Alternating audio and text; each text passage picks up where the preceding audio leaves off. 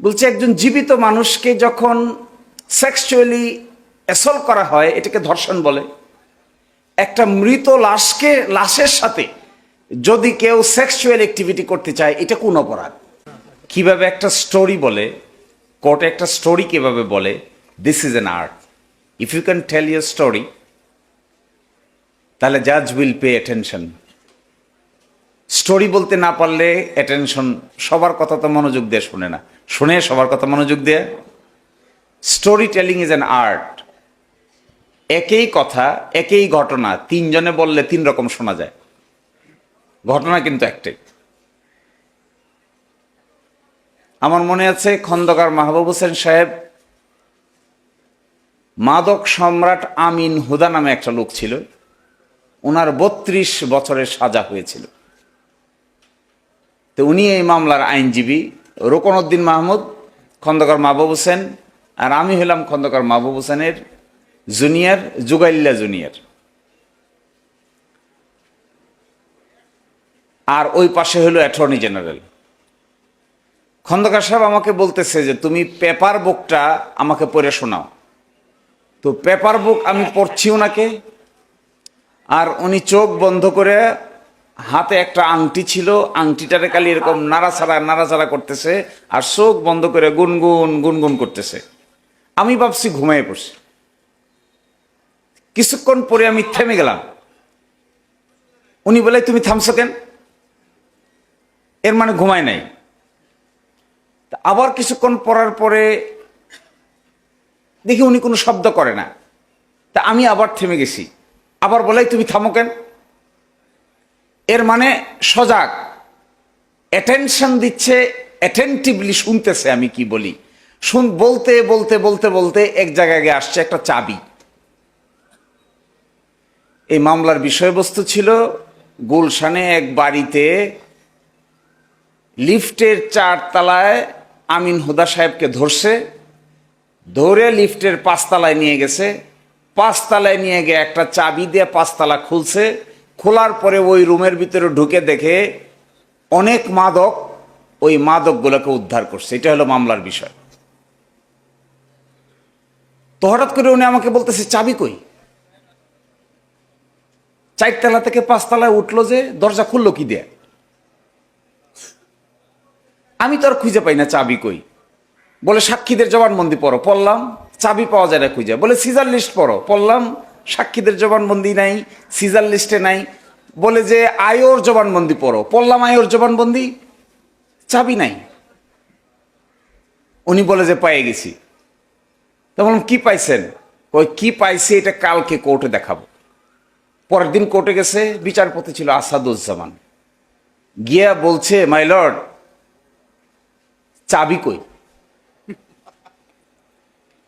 তো জজ সাহেব জিজ্ঞাসা করে চাবির কি প্রাসঙ্গিকতা? বলছে খুঁজেন চাবি কই। তো জজ খুঁজে চাবি কই, অ্যাটর্নি জেনারেল খুঁজে চাবি কই, আমরা খুঁজি চাবি কই। তো জজ সাহেব অবাক হয়ে জিজ্ঞাসা করছে আপনি এভাবে চাবি চাবি করছেন কেন? বলছে চাবির ভিতরে এই মামলা। সে কি মামলা? 4 তলা থেকে 5 তলায় গেছে যে, গিয়া যে দরজা খুলছে, এই চাবি যদি পাওয়া না যায়, দরজা না ঢুকলো কি করে? যদি না ঢুকে মাদক পাইল কি করে? যদি মাদক না পাইয়ে থাকে শাস্তি দিল কি করে? 3 দিন ধরে শুনানি শেষে সকলে মিলে চিন্তা ভাবনা করে মামলার বিষয়বস্তু চাবি কই, চাবি কই। তো আমি জিজ্ঞাসা করলাম স্যার আপনার মাথায় এটা আসলো কি করে? বলছে দেখো, ওকালতি হইল একটা আর্ট অফ রিডিং। সকলেই পড়বে কিন্তু সকলেই বুঝতে পারবে না। পরে কিন্তু সকলেই দেখবেন খাতা কলম পড়তে পড়তে এখানে হাইলাইটার, পথের এইটা, কিন্তু পয়েন্ট বুঝতে পারে, সকলেই বুঝতে পারে না। যে বুঝতে পারে তার আর্ট শক্তিশালী। শেষ পর্যন্ত আমিন হুদার মামলায় 3 দিন শুনানি শেষে চাবি না পাওয়ার কারণে হাইকোর্ট বিভাগ আমিন হুদাকে বেকসুর খালাস প্রদান করে। This is serious, interesting. এবং হঠাৎ করে রাত 12টার সময়, আমি গল্পগুলি কেন বলতেছি, আসলে গল্পের মধ্যেই অনেক লেসন আছে। হঠাৎ করে রাত 12টার সময় আমার ফোন দিত, স্যার 12টা বাজে। ও 12টা বাজে? স্যার এত রাতে ফোন দিয়েছেন যে? আহা সরি, ভুল হয়ে গেছে। ঠিক আছে, একটু পরে 1টা বাজে আবার ফোন। আমি তো একটু বিরক্ত, স্যার এত রাতে ফোন দিয়েছেন? ভুল হয়ে গেছে। তো বললাম স্যার কেন ফোন দিয়েছেন এত রাতে? বলছে ফোন দিছি, একটা জিনিস আমার মাথার মধ্যে ঘুরতেছে। বলি সেটা কি? বলছে একজন জীবিত মানুষকে যখন সেক্সুয়ালি অ্যাসল্ট করা হয় এটাকে ধর্ষণ বলে। একটা মৃত লাশের সাথে যদি কেউ সেক্সুয়াল অ্যাক্টিভিটি করতে চায় এটা কোন অপরাধ? তো আমি তো খুঁজে পাই না, পেনাল কোডেও কোথাও পাই না, নারী শিশু নির্যাতন দমন আইনেও কোথাও নাই। বলছি এটা খুঁজো, কালকে সকালে 8টার সময় এসে আমার উত্তর দিবা। তো রাত বাজে 1টা, এখন কোথায় খুঁজবো? বলছে খুঁজো। আমার তো আর ঘুম আসে না। এই 80 বছর বয়সের একজন মানুষের মাথায় চাপছে যে একটা লাশের সঙ্গে যখন কেউ যৌন কর্ম করে তখন এইটাকে আইনের দৃষ্টিতে কোন অপরাধ বলা হয়? সকালবেলা উঠে আমি লাইব্রেরিতে গেছি, কিছুই খুঁজে পাই না। 8টা বেজে গেছে, ঠিক 8টার সময় ফোন দিছে, পাইছো কিছু? তো আমি বললাম স্যার কিছুই তো পাই না। বলছে আরো খুঁজো। আমার একটা জুনিয়র আছে, এর নাম সাদ্দাম, ওকে বলছে সাদ্দাম খুঁজো। খুঁজে টুইজে 3 ঘন্টা ধরে খুঁজে টুইজে বুদ্ধি একটা বাইর করলাম। কারণ ওই সময় পত্রিকায় একটা খবর বেরিয়েছিল যে কোনো এক হাসপাতালের মর্গে কাজ করে যে ডোম, এই ডোম নারী লাশদেরকে যখন এখানে এসে পোস্টমর্টেম করতে নিয়ে আসতো তখন ওই ডোম পোস্টমর্টেম করার নারী লাশদের সঙ্গে যৌন কর্মে লিপ্ত হইতো। এটা পত্রিকায় বের হয়েছিল, শুনেছেন এটা? তখন পত্রিকাওয়ালারা জিজ্ঞাসা করছে খন্দকার সাহেব এইটা কোন আইনে বিচার হবে? হায়, 80 বছর বয়সের একজন মানুষের মাথায় কিলবিল কিলবিল করে। শোনেন, আরেকদিন রাতে হঠাৎ করে দেখি 2:45টার সময় কল দিছে, 2:45 বাজে। তা আমি একটু হতচকিত হয়ে ঘুম থেকে জাগছি, 2:45টার সময় সিনিয়র কল দিছে, নিশ্চয়ই কারো মৃত্যু টিত্যু মনে হয় কিছু একটা হয়ে গেছে। 2:45 বাজে ফোন দিয়ে বলে আমার ঘুম ভেঙে গেছে। বললাম কেন স্যার ঘুম ভেঙে গেছে? কই ডিস্ট্রিক্ট কোর্টে মানুষকে মৃত্যুদণ্ড দেয়, মৃত্যুদণ্ড দেওয়ার সাথে সাথে একে যে মৃত্যুর সেলে পাঠিয়ে দেয় তার মৃত্যুদণ্ড তো তখনও কনফার্ম হয় নাই, তা তারে কেন মৃত্যুদণ্ড দেওয়ার সাথে সাথে মৃত্যুর সেলে পাঠিয়ে দিল? বলে তুমি এটার পিছে লেগে যাও। আমি বললাম স্যার 2:45 বাজে রাত। কোহো, আমার মাথায় নাই যেটা 2:45 বাজে। আমার এখনো মনে পড়ে এটা ওনার জীবনের শেষ সময়কার কথা। করোনা হয়েছিল, করোনার সময় নিয়ে গেছে ওনাকে আইসিইউতে। উনি আর সকলেই আশা ছেড়ে দিছে যার কোনোদিন উনি আসতে পারবে না, লাংয়ের 70 ভাগ ড্যামেজ হয়ে গেছে। এখান থেকে উনি বেঁচে এসে বলে আমার শেষ জীবনে একটা কাজ করে যেতে চাই। মৃত্যুদণ্ড কারো হইলে মৃত্যুদণ্ড কনফার্ম হবে কখন? গাজীপুর কোর্ট মৃত্যুদণ্ড দিয়েছে, এটা হাইকোর্টে গিয়ে রেফারেন্স হবে। হাইকোর্ট মৃত্যুদণ্ড কনফার্ম রাখছে, এটা সুপ্রিম কোর্টে আপিল হবে। সুপ্রিম কোর্ট কনফার্ম রাখছে, তারপরে আবার রিভিউ হবে। তারপরে মৃত্যুদণ্ড কার্যকর করার সুযোগ আসবে। যদি কেউ রাষ্ট্রপতির কাছে ক্ষমা চাইতে চায় তাও চাইতে পারবে, তারপরে না কার্যকর করার সুযোগ আসবে। কিন্তু যেদিন গাজীপুর ডিস্ট্রিক্ট এবং সেশন জাজ কিংবা একজন এডিশনাল সেশন জাজ যেদিন মৃত্যুদণ্ড দিয়েছে এই দিনেই তো তাকে মৃত্যুর সেলে নিয়ে যাওয়া হচ্ছে। তাহলে হাইকোর্টে এই মামলা শুনানি হইতে 6 বছর, আপিল বিভাগে শুনানি হইতে 8 বছর, 6 আর 8-এ 14 বছর, রিভিউ শুনানি হইতে আরো 2 বছর, 16 বছর জীবিত থাকা অবস্থায় মৃত্যুর সেলে থাকতে হয়। উনি বলতেন এটা কখনো আইন হইতে পারে না, তুমি এটার পিছে লাগো। তা আমি লাগলাম এটার পিছে, 3 মাস শুধু খুঁজলাম আসলে কি কেন নেয়। মৃত্যুদণ্ড কনফার্মেশন ছাড়া তো মৃত্যুদণ্ড হয় না। তাহলে যে ডিস্ট্রিক্ট কোর্ট মৃত্যুদণ্ড দিছে, দেওয়ার সাথে সাথে মৃত্যুর সেলে নিয়ে যাওয়া হচ্ছে, এর মানে কি? খুঁজে খুঁজে উনি আমাকে বললেন একটা রিট পিটিশন করো। বলি কি রিট পিটিশন করবো স্যার? বলে রিট পিটিশন করে বলো মৃত্যুদণ্ড ফাইনাল হওয়ার আগ পর্যন্ত কাউকে যেন মৃত্যুর সেলে না নেওয়া হয়। তা আমি মামলা করে গেলাম এক কোর্টে, স্যার অসুস্থ, আমাকে বলেন আমি এই মামলা করতে পারবো না, তবে এই মামলা যে তুমি করতেছো এটা আমি দেখতে পারবো। তো বল স্যার কোর্টে আসবেন? বলছে যাব কোর্টে, কিন্তু বসে থাকবো, কিন্তু কিছু বলতে পারবো না। ওনার ওয়াইফ ওনাকে গাড়ি দিয়ে নিয়ে গেছে, উনি আমার পিছনে বসে রয়েছে, আমার হাত পা কাঁপতেছে। সিনিয়র সামনে থাকলে হাত পা কাঁপে, এটা বেশি দিন আগের কথা না। এই রেসপেক্ট বোধ না থাকলে আইনজীবী হওয়া যায় না।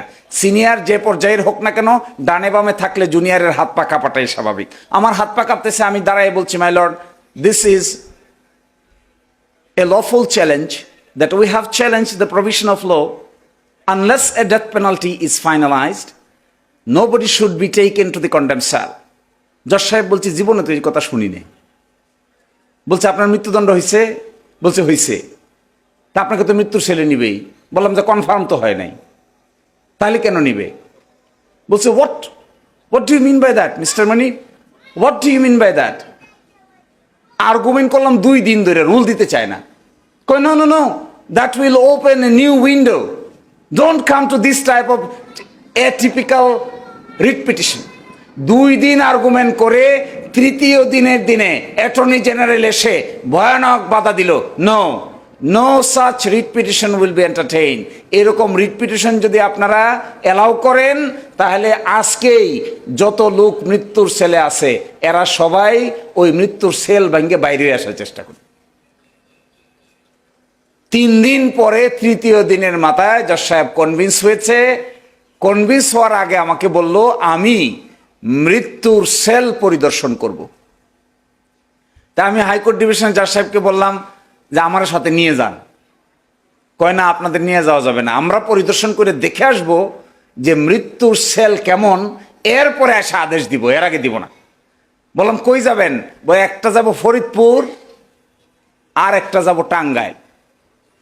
2 জজ সাহেব গাড়ি ঘোড়া সব জেল কর্তৃপক্ষকে কোনো ইনফরমেশন দেওয়া ছাড়া গেছে ফরিদপুর, এরপরে গেছে টাঙ্গাইল।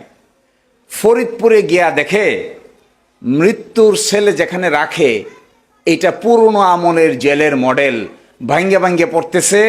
8 ফিট বাই 8 ফিট একটা রুম, ভেন্টিলেশন নাই, রুমের ভিতরে বাথরুম, 2 জন থাকে এক রুমে, কমর সমান বেড়া হলো বাথরুমের, বাথরুম করলেও একজন আরেকজনকে দেখতে পায়। টঙ্গীতে গিয়ে দেখে যে না, এই জেলটা একটু উন্নত। টাঙ্গাইলের জেল একটু উন্নত। তারপরে গেছে কেরানীগঞ্জের জেল আর একটু উন্নত, এটা আর একটু সিস্টেম ভালো। এসে জজ সাহেবরা আমাকে বলেন আসেন এবার আমরা আদেশ দিব। অ্যাটর্নি জেনারেল কত বাধা দিল, একেবারেই মানলো না। শেষ পর্যন্ত আদেশ দিল হাইকোর্ট, মৃত্যুর সেলে মৃত্যুদণ্ড চূড়ান্ত হওয়ার আগে কাউকে নেওয়া যাবে না। এটা সুপ্রিম কোর্টে গেল, চেম্বার জজ স্টে দিল, ফুল কোর্টে শুনানির জন্য আছে, আজকেও ছিল। আশা করি আগামী 2 সপ্তাহ কিংবা ঈদের পরে পূর্ণাঙ্গ আপিল বিভাগে এই মামলা শুনানি হবে। এটা ছিল খন্দকার মাহবুব হোসেন সাহেবের জীবনের শেষ সময়ের ওসিয়তের মতো। ইনশাআল্লাহ এই মামলা করে এই আইন যদি এস্টাবলিশ করা যায় যে মৃত্যুদণ্ড চূড়ান্ত হওয়ার আগে কাউকে মৃত্যুর সেলে নেওয়া যাবে না, তাহলে একজন আইনজীবীর জীবনে এর চাইতে বড় খুশির খবর আর হতে পারে না। এখন প্রশ্ন হলো, my dear brothers and sisters, একটা আইন আছে, নাম হলো প্রবেশন। নাম শুনছেন? The probation ordinance 1960। কখনো অ্যাপ্লাই করেছেন? এক মাদকাসক্ত লোক আসছে আমার কাছে, নিম্ন আদালত 5 বছরের সাজা দিছে, তার কাছে মাদক পাইছে, সে এসে আপিল করছে, আপিল করে বেল পাইছে। ওই আপিলটা শুনানির জন্য আসছে। আমি গিয়া লোকটারে জিজ্ঞাসা করলাম আপনি কি মাদক পাইছে আপনার কাছে? কয় হ স্যার পাইছে। এখন আমার ওকালতি কি? এখন তো আমার 12টা বাজে গেছে গা। এখন আমি কি কইতাম? খুব কোর্টের মধ্যে দাঁড়াই একটু বিব্রত। জজ সাহেবকে বললাম মাই লর্ড মাদক পাইছে। কয় তাইলে আপনার সাজা 5 বছর বহাল থাকবে। তো এটাকে মাইনে নেওয়া যাচ্ছে না। বললাম লোকটা ভালো, কেন জেলে পাঠাবেন? কই কিভাবে জেলে না পাঠালে তো সাজা দিলে তো জেলেই পাঠাইতে হবে। সাজা দিলে জেলে পাঠাইতে হবে না? শুধুমাত্র 1 বছরের সাজা হইলে যে কোর্ট দিচ্ছে সাজা সেই কোর্ট আপিলের শর্তে বেল দিতে পারে, কিন্তু 5 বছরের সাজা তো বেল দিতে পারে না। বলছে আমি আপনাকে সাজা কনফার্ম করে জেলে পাঠাই। আমি তো মানতে রাজি না, না আমি যাব না জেলে। কই বলেন কি? আমি যাব না জেলে, আপনি আমার জেলে পাঠাবেন না। কই এটা কি আপনার আবদার? বললাম না মাই লর্ড, আমার সময় দেন, 2 দিন সময় দেন, জেলে না পাঠায় অন্য ব্যবস্থা করা যায় কিনা আমি বুদ্ধি বাইর করে নিয়ে আসি। 2 দিন পরে খুঁজে খুঁজে বাইর করলাম, জেলে না পাঠায়ও একটা প্রবেশন অর্ডিন্যান্স নামে একটা অর্ডিন্যান্স আছে, যেটা ঘরের ভিতরে থেকে সাজা খাটা যায়। তো উনি আমাকে বলে, আমি গিয়ে 2 দিন পরে কিনে আসছেন, আপনি দেখবেন এটা ডিএলআর এর রিপোর্টেড কেস। জজ সাহেব হইল জাফর সাহেব, মিস্টার জাস্টিস জাফর। কেউ যদি পড়ার সুযোগ পায় আমি রেফারেন্সটা দিব না, পড়বেন। ডিএলআর এর রিপোর্টেড, সম্ভবত 73 ডিএলআর এর রিপোর্টেড। তো আমি গিয়ে ওনাকে বললাম যে আমাকে আপনি বাড়িতে রেখে সাজা দেন। কইটা কি করে সম্ভব? বলো আইন নিয়ে আসছি। কোথাকার আইন? বলে এই দেখেন প্রফেশন অর্ডিন্যান্স দেখেন। প্রফেশন অর্ডিন্যান্স পড়লো, ভারতীয় 4-5টা ডিসিশন দেখাইলাম, পাকিস্তান সুপ্রিম কোর্টের 2টা ডিসিশন দেখাইলাম। দেখানোর পরে একটু জিম ধরে গেছে, কি এটা? বলে এইভাবে একটা ব্যবস্থা করে দেন। বলছে না না না, আমাদের দেশে হইচই পড়ে যাবে এগুলো করলে। তো বলে আমি আপনার এইভাবে দিতে পারবো না, আপনি দেখবেন গাজীপুরে প্রবেশন অফিসার নামে একটা অফিসার আছে, পাইছেন? প্রবেশন অফিসার কয়, আমি প্রবেশন অফিসারকে একটা আদেশ দিচ্ছি, এই লোকের স্বভাব চরিত্র কেমন, মাদকাসক্ত তো 5 বছর আগে ছিল, এখন কেমন, এটা খবর নিয়ে আসার জন্য 3 দিনের একটা ইনকোয়ারি রিপোর্ট চাইল। ইনকোয়ারি রিপোর্ট প্রবেশন অফিসার 3 দিন পরে এসে ইনকোয়ারিতে বলল এই লোকের 3টে মেয়ে আছে, একটা 80 বছর বয়সের মা আছে, আর ওয়াইফ আছে, আর সেই মামলার পর থেকে সে এখন আর মাদক খায় নাই। তখন আমি ধরলাম খাপটি করে, দেখেন লোক ভালো, এই যে দেখেন প্রফেশন অফিসারের লোক ভালো, আপনি তাকে আমার জেলে পাঠাবেন না। কেন জেলে পাঠাবেন? আপনার কি কোনো প্রতিশোধ নিবেন আমার বিরুদ্ধে? জজের কি কোনো প্রতিশোধ থাকতে পারে? বলছে না। তাহলে আইন আছে তো, কি আইন? আপনি এমন আদেশ দিবেন যে 3টা মেয়েকে সঠিকভাবে লালন পালন করে সে বিয়ে দিবে, আর মাকে তার সারা জীবনের খরচ সহ ট্রিটমেন্ট এমন করে মেনটেন করবে যেন সে আহ বলতে না পারে। এইভাবে 2 বছর তাকে মনিটর করা হবে। 2 বছর যদি সেই কাজ করতে পারে, তাহলে 3য় বছরে আপনি তাকে পরিপূর্ণভাবে নিষ্কৃতি দিয়ে দিবেন। জজ সাহেব বলেন, কই এইটা করার আগে আমার উপরে আলাপ করতে হবে। আপনাদের এখানে জজরা মাঝে মাঝে উপরে আলাপ করতে চায় না? উপর তো বুঝেনি কত কিছু থেকে উপর আসে, তো উপরে আলাপ করতে হবে। তো আমাকে বলছে উপরে আলাপ করতে হবে। বললাম ঠিক আছে, আপনি উপরে আলাপ করেন। আজকে একজন লর্ড জাস্টিস, একজনের নাম ছিল ইমান আলী, নাম শুনছেন? ইমান আলী, ইমান আলী। তো ইমান আলী সাহেবের সঙ্গে আলাপ করে এসে উনি আমার খবর দিলেন, চেম্বারে গেলাম, গিয়ে বলে যে আচ্ছা ঠিক আছে, উপর দিক থেকে রাজি আছে, চলেন। পরের দিন আদেশ দিল 3 শর্তে আপনাকে বাড়িতে থেকে সাজা কাটার পারমিশন।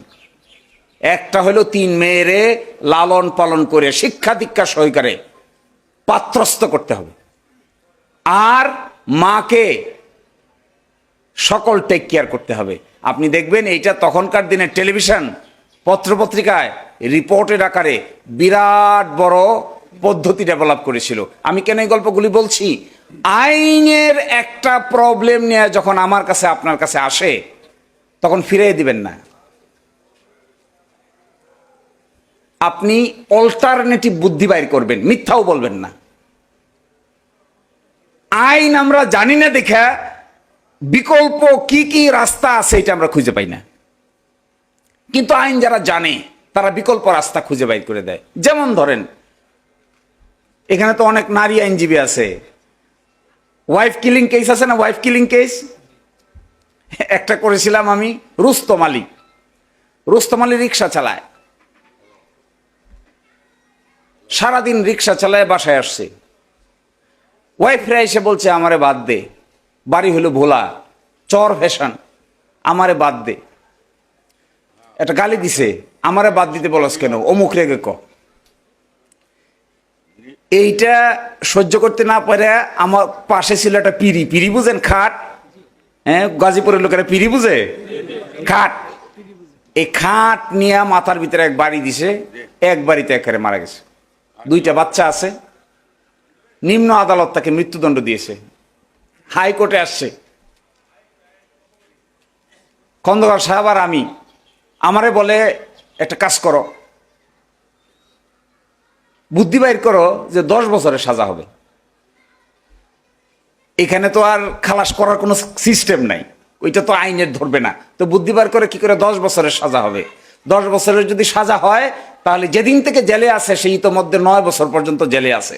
10 বছর সাজা হইলে জেলের বয়স 7.5 মাসে বছর, 7.5 মাসে বছর হইলে 10 বছরের জায়গায় 9 বছর খাটলে আরো বাড়তি খাটা হয়ে যায়, অটোমেটিক মুক্তি পেয়ে যায়। তো উনিকে কোর্টকে বলছে, মাই লর্ড, এটা প্রভোকেশন, 302 এর এক্সেপশনের মধ্যে পড়বে। এটা হলো sudden provocation, lost his control. এখন জজ সাহেব প্রশ্ন করলো, আপনি হইলে কি করতেন? আপনার ওয়াইফ কি কিভাবে একটা বাড়ি দিতেন? খন্দকার সাহেবকে জিজ্ঞাসা করে, কয়, মাই লর্ড, সকল মানুষ একই কারণে উত্তেজিত হয় না। উত্তেজনা কিন্তু এক এক লোকের এক এক ধরনের। একই কেউ দেখবেন কথায় উত্তেজিত, কেউ হলো বকা দিবেন, কঠিন করে বকা দিবেন, সে লজ্জা আস্তে করে চুপ হয়ে যাবে, এটাও একটা নেচার।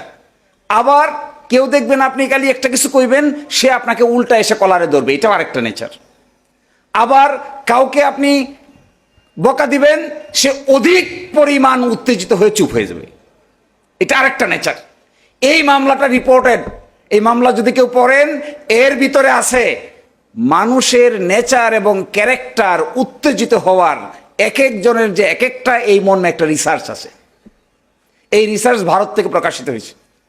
ভারতীয় সুপ্রিম কোর্টে এই রিসার্চ সাবমিট করে দিয়ে, নেচার টু নেচার ডিফারেন্ট, ব্যক্তি থেকে ব্যক্তি ডিফারেন্ট, একজন থেকে আরেকজন ডিফারেন্ট। একজনের উত্তেজনা আরেকজনের ঠান্ডা হওয়ার কারণ, আরেকজনের ঠান্ডা হওয়া আরেকজনের উত্তেজিত হওয়ার কারণ, নেচার এবং ক্যারেক্টার বুঝে। এইটাকে আইনের দৃষ্টিতে একটা নাম আছে, এটার নাম sustained provocation. What is sustained provocation then? Sustained provocation হলো, কলকাতা আলিগড় বিশ্ববিদ্যালয়ে এক ছাত্রী লেখাপড়া করে, তো সে হাইটে যায় এক রাস্তা দিয়ে, পাশে থেকে ছেলেপেলেরা তাকে ডিস্টার্ব করে।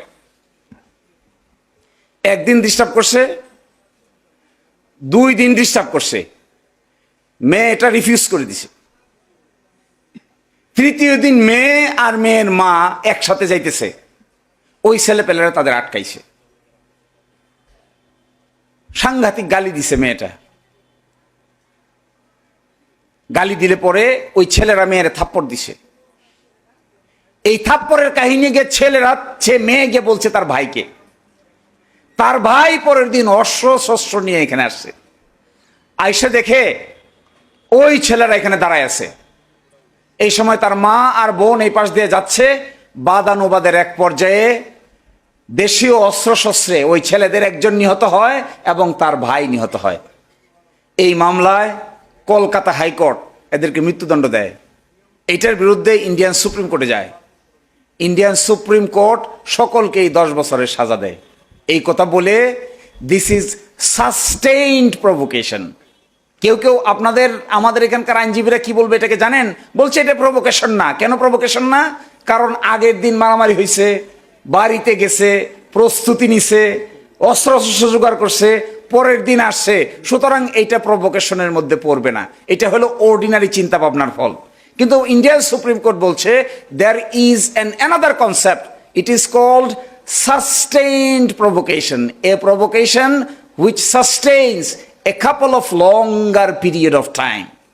হ্যাঁ, আগের দিন হয়েছে, বাড়িতে গিয়েছে, অস্ত্রশস্ত্র জোগাড় করেছে, বোনের প্রতি এই যে অন্যায় করা হয়েছে এইটার জবাব দেওয়ার জন্য করেছে। করে পরের দিনে সেই ঝামেলাটা লাগানোর পরে 2 জন মৃত্যুবরণ করেছে। 2 পক্ষের আসামিদেরকেই 10 বছর পর্যন্ত সাজা দেওয়া হয়েছে। আমাদের দেশে রিভিউ পিটিশনের উপরে কিছু নাই। আমাদের দেশে নিম্ন আদালতে মৃত্যুদণ্ড দেয়, হাইকোর্ট মৃত্যুদণ্ড কনফার্ম করে, সুপ্রিম কোর্ট মৃত্যুদণ্ড কনফার্ম করে, রিভিউ পিটিশন শেষ তো শেষ। ভারতীয় সুপ্রিম কোর্টে নতুন এক সিস্টেম চালু হয়েছে। এটা হলো রিভিউ এর পরে আরেকটা স্টেজ আছে, এটার নাম হলো কিউরেটিভ পিটিশন। কিউরেটিভ পিটিশন, ভারতে মৃত্যুদণ্ড rarest of the rare case. কেউ যদি পড়ে থাকেন বচ্চন সিং এর case, rarest of the rare case, ওই কেসে প্রথম আসলো যে মৃত্যুদণ্ড দিয়েছে কথা ঠিক, কিন্তু কিছুদিন রেখে দিয়েছে। এই সময় বের হলো যে লোককে মৃত্যুদণ্ড দেওয়ার জন্য চেষ্টা করা হচ্ছে আসলে এই লোক সেই লোক না। আপনারা এগুলো শুনেছেন? একজনের নামে আরেকজন জেলে আছে, শুনছেন না? এটা একটা বই আছে বিখ্যাত, আমি নাম বলে যাই, পড়বেন, কনভিক্টিং দ্য ইনোসেন্ট। বইয়ের নাম হলো কনভিক্টিং দ্য ইনোসেন্ট, অর্থাৎ একজন নিরপরাধ মানুষকে সাজা কার্যকর। এই বই প্রকাশিত হয়েছে ইউরোপ থেকে। 50টা কেস আছে।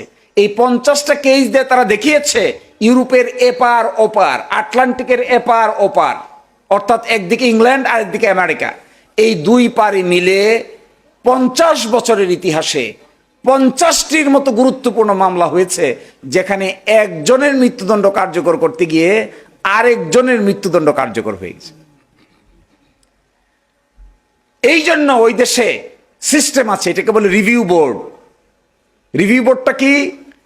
কোর্টের সব কাজ শেষ মানে মামলা শেষ না, তারপরে নথিটা চলে যায় সরকারের কাছে, ওই নথিটা রাখে, প্রিজার্ভ করে। 30 বছর পরে, 40 বছর পরে দেখা যাচ্ছে নতুন কিছু এসে হাজির হয়, এই লোক সেই লোক না। আসলে যে আসামি মার্ডার করছে এই আসামি সেই আসামি না। তখন কি করে? ওই ফাইলটা ওপেন করে রিভিউ বোর্ডের নামে। তো ওইগুলো অনেক লম্বা কাহিনী, সারাদিন রাত বললেও শেষ হবে না। মূল কথা আমি বলে চলে যাচ্ছি। My dear brothers and sisters, I love young lawyers because I love to see them, because they are the ultimate future of the nation. Lawyers are the ultimate cream members of the society. If the lawyers want, they can change the social structure. Other profession people cannot change it. You can change it. You can set such an example where everybody will be bound to follow you.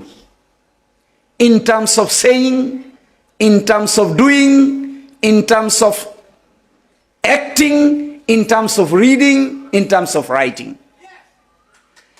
এবং আমার মনে হয় এই দেশ যদি ঠিক করতে হয়, 70,000 আইনজীবী যারা আছে তারা যদি প্রকৃত অর্থে রাজনৈতিক লেজুর বৃত্তি বাদ দিয়ে আইনগিরি করতে পারে, দেশের পরিবেশ চেঞ্জ করে দেওয়া সম্ভব।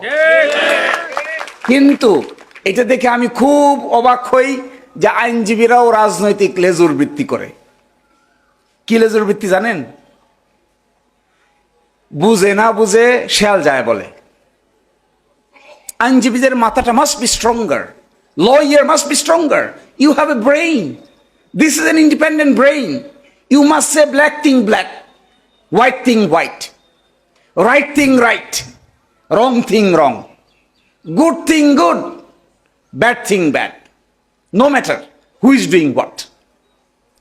এই কারেজ এবং অ্যাকসেপ্টেন্স যেদিন আসবে সেদিন রাজনীতি বলেন, অর্থনীতি বলেন, সকলেই আইনজীবীদেরকে সমীহ করতে বাধ্য হবে। আর আইনজীবীরা যদি কারো পকেটে জায়গা নিয়ে আরাম পায় তাহলে ধরে নেবেন মাথা বিক্রি হয়ে গেছে। So we are the lawyers. People say we are social engineer. If we can stand on our own with own independence, with reading and writing, with charismatic capacity, perhaps our parliament will be a new dimensional parliament. আচ্ছা, পার্লামেন্টটা দেখলে মনে হয় না যে আইন না জেনে ওখানে যাওয়া মানে বিপদে পড়া? মনে হয় না এরকম? So unless we understand constitution, there is a constitution in Bangladesh.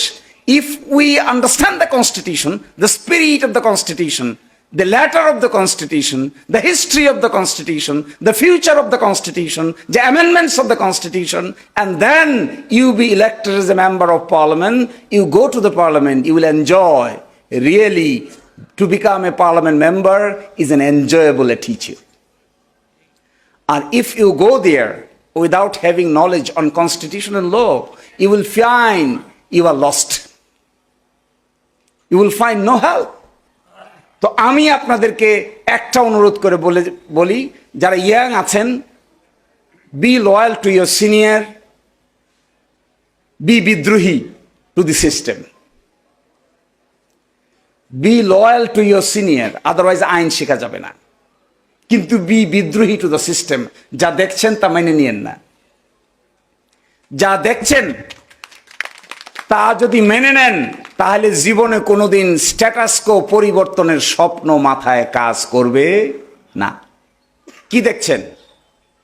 দেখছেন মামলা একটা শুরু হয়তো শেষ হয় না। কি দেখছেন? এজলাস কয়টায় উঠে?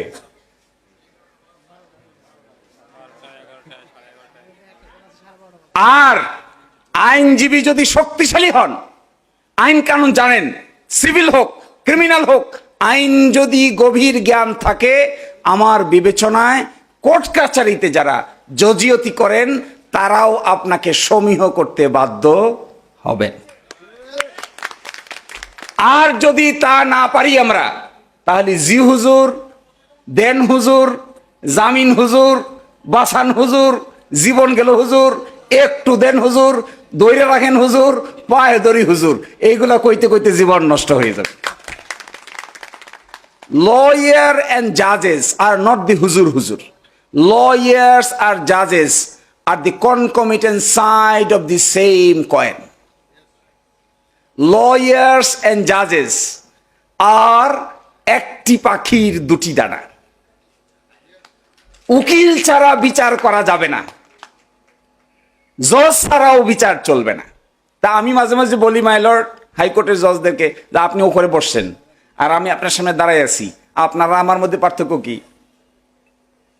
What is the difference between you and me? You are the judge and I am your officer. I am the lawyer. I am helping you. I am giving you documents. I am arguing the case. I am giving you facts and circumstances. I am showing you the laws based on which you will conclude. আমি যদি আইন না দেখাই আপনি কি করবেন? আমি যদি নতুন রিসার্চ না করি আপনার জাজমেন্ট কিভাবে দিবেন? আমি যদি সাবমিট না করি আপনি কই যাবেন? আমি যদি জেরা না করি আপনি কিভাবে কি করবেন? আমি জেরা যদি সঠিকভাবে করতে না পারি সত্য কিভাবে উদ্ঘাটিত হবে? নো, দেয়ারফর আমি বলি, যারা ইয়াং ব্রাদার্স এন্ড সিস্টার্স আছেন, প্রথম 5 বছর সূর্যোদয় সূর্যাস্ত দেখার কোনো দরকার নাই।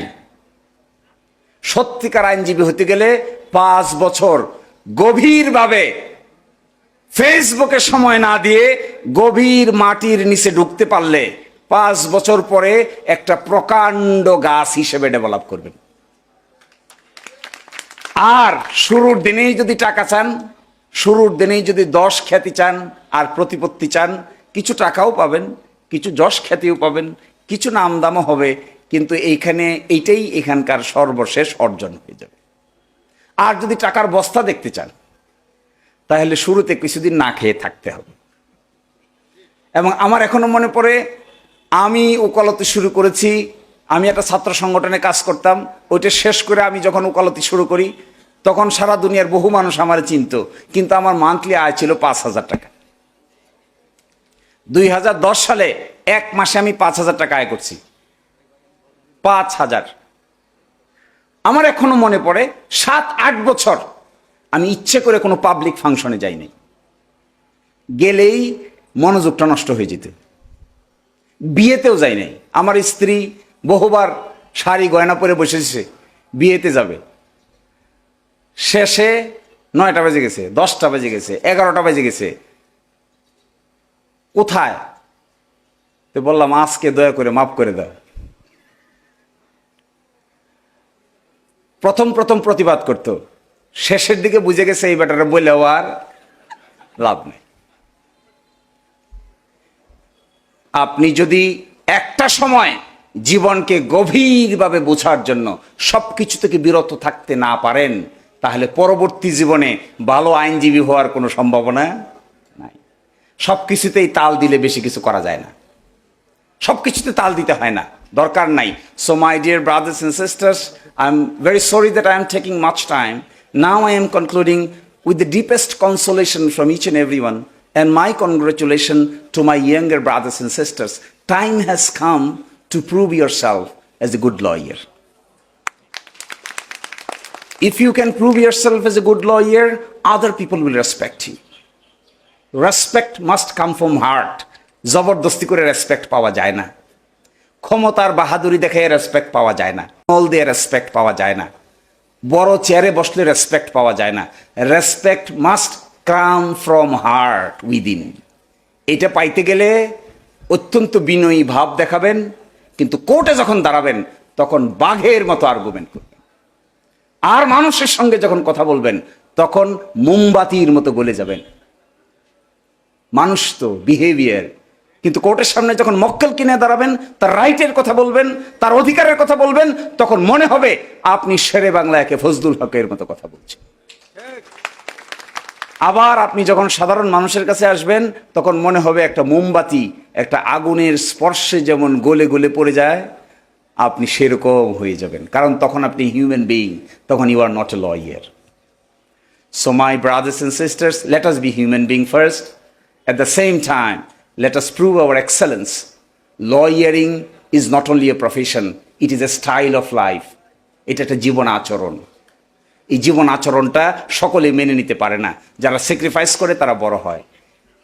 আমাদের সিনহা বাবু ছিলেন, চিফ জাস্টিস সিনহা, তিনি বলতেন প্রথম 5 বছর নো মানি, পরবর্তী 5 বছর উনি সাম বলতে পারতেন না, উনি বলতেন শাম মানি। এরপরের 5 বছর নো ওয়ার্ক, শুধু মানি। খন্দকার সাহেবকে আমি দেখছি কাছে থেকে, একটা মামলার শুধু টাইম নেওয়ার জন্য মানুষ 20-30 লক্ষ টাকা ফি দিত, কিন্তু সেই জন্য যে সাধনা, সেই সাধনা পর্যন্ত না করে আগে টাকা দেখলে কাজ হবে না। সাধনাটা দেখতে হবে, টাকা পিছন দিয়ে অটোমেটিক আসবে। আল্লাহ আমাদের সবাইকে বড় আইনজীবী এবং ভালো মানুষ হওয়ার তৌফিক দান করুন। আসসালামু আলাইকুম।